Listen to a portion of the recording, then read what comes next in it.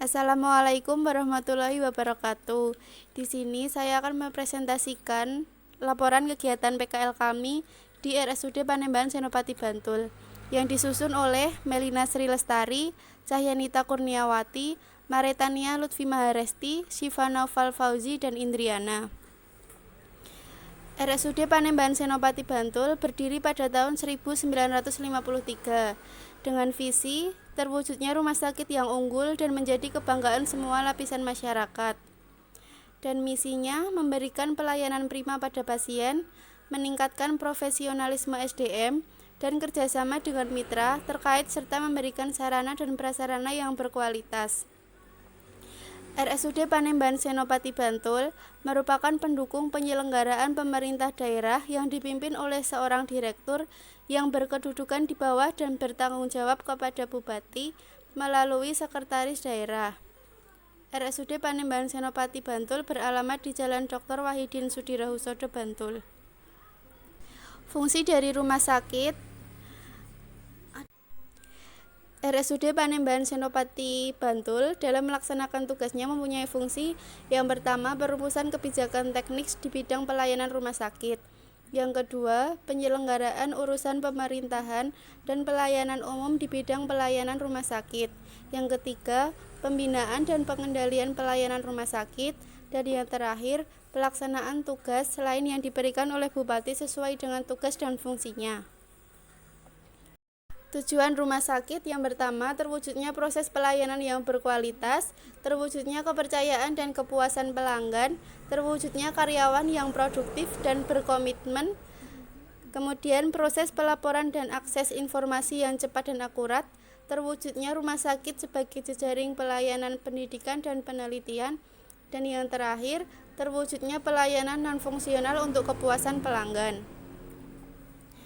Sasaran rumah sakit terdiri dari yang pertama, meningkatnya kualitas dan terintegrasikannya proses pelayanan kepada pelanggan. Yang kedua, meningkatnya kepercayaan dan kepuasan pelanggan. Yang ketiga, meningkatnya pendidikan dan pelatihan karyawan. Dan meningkatnya etos atau semangat kerja karyawan yang sistem informasi manajemen rumah sakit yang terintegrasi untuk seluruh unit. Yang keempat, terlaksananya pelayanan pendidikan dan penelitian bagi institusi dan perorangan.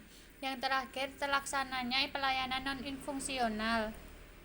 Lalu, kebijakan rumah sakit yang pertama, Business Process Reengineering atau BPR. Yang kedua, pembangunan kemitraan dengan pelanggan. Yang ketiga, peningkatan layanan pelanggan.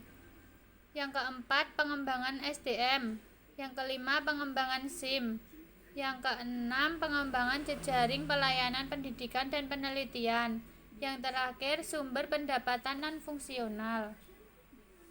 Lalu, selanjutnya, pengaturan standar pelayanan kefarmasian di rumah sakit bertujuan untuk 1. Meningkatkan mutu pelayanan kefarmasian.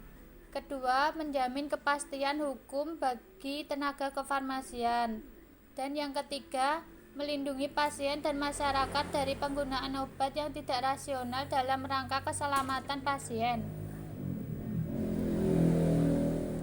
Tugas instalasi farmasi. Yang pertama, menyelenggarakan, mengkoordinasikan, mengatur dan mengawasi seluruh kegiatan pelayanan kefarmasian yang optimal dan profesional serta sesuai prosedur dan etik profesi. Lalu yang kedua, melaksanakan pengelolaan sediaan farmasi, alat kesehatan, dan bahan medis habis pakai yang efektif, aman, bermutu, dan efisien. Yang ketiga, melaksanakan pengkajian dan pemantauan penggunaan sediaan farmasi, alat kesehatan, dan bahan medis habis pakai guna memaksimalkan efek terapi dan keamanan serta meminimalkan risiko. Yang keempat, melaksanakan komunikasi, edukasi, dan informasi atau KIE, serta memberikan rekomendasi kepada dokter, perawat, dan pasien. Yang kelima, berperan aktif dalam komit atau tim farmasi dan terapi. Yang keenam, melaksanakan pendidikan dan pelatihan serta pengembangan pelayanan kefarmasian.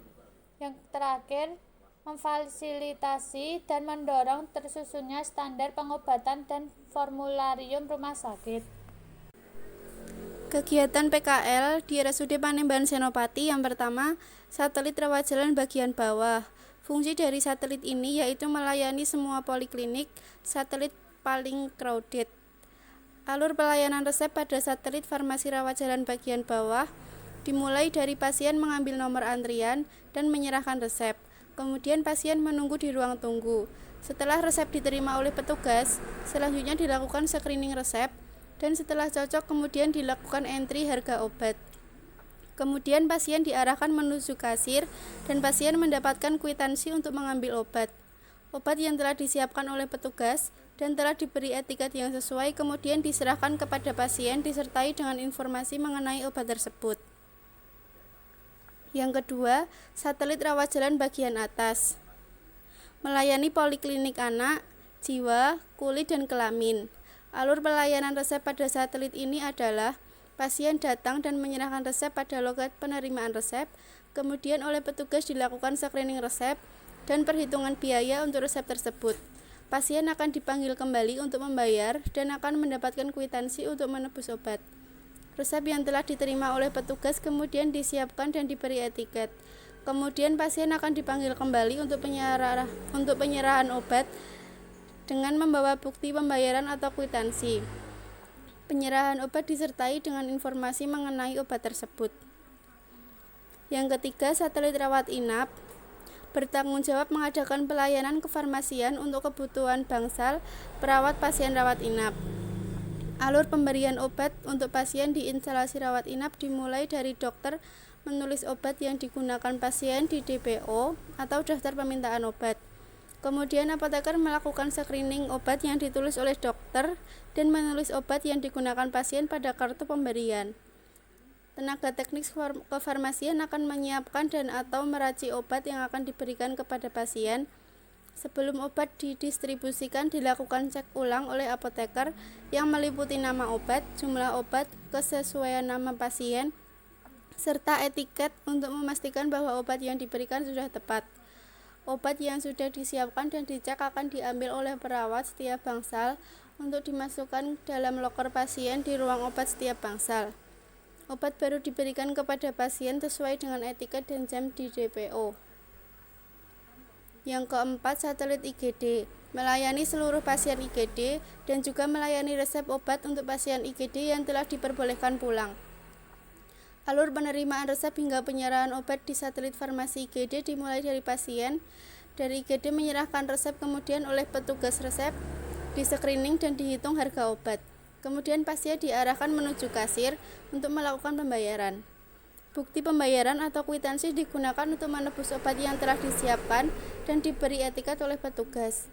Sedangkan untuk alur permintaan obat untuk kebutuhan IGD biasanya sudah disiapkan dalam wadah tersendiri yang memuat beberapa perbekalan farmasi yang sering digunakan di IGD. Yang kelima, satelit IBS bertujuan untuk menjamin ketersediaan perbekalan farmasi yang diperuntukkan untuk instalasi bedah sentral.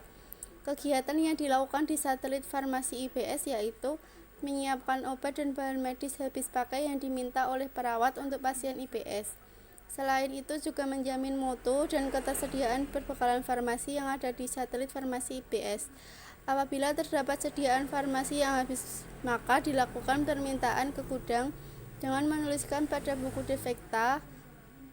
Untuk menjamin ketersediaan obat, maka dilakukan pencatatan stok keluar dan masuk secara berkala.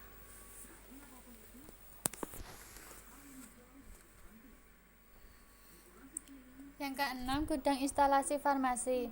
Pengelolaan sediaan farmasi, alat kesehatan, dan bahan medis habis pakai harus dilaksanakan secara multidisiplin, terkoordinir, dan menggunakan proses yang efektif untuk menjamin kendali mutu dan kendali biaya. Pengelolaan perbekalan farmasi atau sistem manajemen perbekalan farmasi merupakan suatu kegiatan yang dimulai dari perencanaan sampai evaluasi yang saling terkait. Kegiatannya mencakup perencanaan, pengadaan, penerimaan, penyimpanan, pendistribusian, pelaporan, penghapusan atau pemusnahan, monitoring, dan evaluasi. Pengelolaan perbekalan farmasi di rumah sakit. Yang pertama, pemilihan perbekalan farmasi. Pemilihan perbekalan farmasi di rumah sakit berdasarkan dengan industri farmasi yang memiliki kerja sama dengan pihak rumah sakit seperti Sanbe Pharma, Mepro Pharma, Interbat. Yang kedua, perencanaan perbekalan farmasi merupakan proses kegiatan dalam pemilihan jenis, jumlah, dan harga perbekalan farmasi yang sesuai kebutuhan dan anggaran. Kegiatan ini dilakukan untuk menghindari kekosongan obat. Yang ketiga, pengadaan perbekalan farmasi. Pengadaan perbekalan farmasi diawali dengan menentukan perbekalan farmasi yang akan dipesan distributor. Perbekalan farmasi yang hampir habis ditulis di buku defekta. Penerimaan perbekalan farmasi. Penerimaan adalah kegiatan menerima perbekalan farmasi yang telah dipesan. Hal-hal yang harus dilakukan saat menerima perbekalan farmasi adalah: yang pertama, cek faktur, cek alamat faktur, cek kesesuaian jumlah dan jenis barang, cek nomor batch dan masa kadaluarsa obat dengan faktur. Pastikan obat dikirim sesuai dengan stabilitas suhu penyimpanan. Pastikan barang yang diterima dalam kondisi baik. Batas waktu kadaluarsa obat minimal 2 tahun, kecuali untuk sediaan yang berputarannya cepat dan harus disediakan karena masuk dalam kategori obat life saving. Yang terakhir, tulis tanggal penerimaan, nama, dan tanda tangan penerima barang pada faktur. Penyimpanan perbekalan farmasi merupakan kegiatan pengaturan perbekalan farmasi menurut persyaratan yang ditetapkan, yaitu bisa dibedakan menurut bentuk sediaan dan jenisnya, dibedakan menurut suhu dan kestabilannya, mudah tidaknya meledak atau terbakar, tahan atau tidaknya terhadap cahaya. Sistem distribusi perbekalan farmasi merupakan kegiatan mendistribusikan perbekalan di rumah sakit yang dilakukan oleh bagian farmasi yang bekerja sama dengan perawat untuk pelayanan individu dalam proses terapi bagi pasien rawat inap dan rawat jalan, serta untuk pelayanan medis. Sekian presentasi dari kelompok kami. Wassalamualaikum warahmatullahi wabarakatuh.